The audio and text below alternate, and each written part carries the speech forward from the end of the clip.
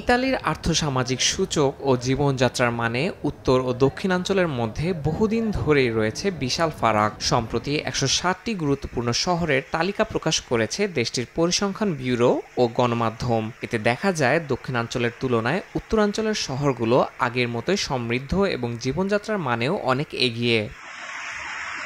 দক্ষিণে অবস্থানরত রাজধানী রোম গত বছরের তুলনায় ১৩ ধাপ উন্নতি করেও এবার রয়েছে ৪৬তম স্থানে। অন্যদিকে উত্তরের বাণিজ্যিক কেন্দ্র মিলানের অবস্থান অষ্টম। ২০২৪ সালে দ্বিতীয় স্থানে ক্রেন্ত শহর এবার উঠে এসেছে শীর্ষে। দক্ষিণের মধ্যে সবচেয়ে এগিয়ে থাকা সার্দিনিয়ার ক্যালিয়ারি রয়েছে ৩৯তম স্থানে। আর টানা দ্বিতীয় বছরের মতো তালিকার তলানিতে দক্ষিণের রেজিও কালাবেরিয়া। ইতালির অধিকাংশ উন্নত শহরেই বাংলাদেশিদের উপস্থিতি বেশি।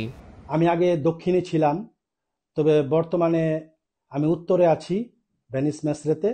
তো এখানে দক্ষিণের তুলনায় উত্তরে কর্মসংস্থানের সুযোগ সুবিধা বেশি।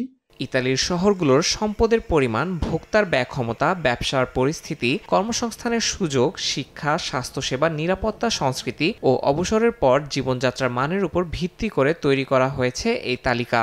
দক্ষিণ ইতালির তুলনায় উত্তর ইতালি সবসময় সমৃদ্ধ, জীবনযাত্রার মান উন্নত।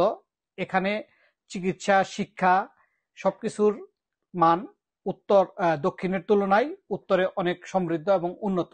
যুগ যুগ ধরে ইতালির শহরের মধ্যে নিজেদেরকে শীর্ষে তুলে ধরার প্রতিযোগিতা চলছে। এতে স্থানীয় সরকার পর্যায়ে তৈরি হয় অসংখ্য কর্মসংস্থান, ব্যবসা বাণিজ্যের সুযোগ ও উন্নয়নমূলক প্রকল্প, যা দুর্নীতি ও অনিয়ম কমাতেও সাহায্য করে।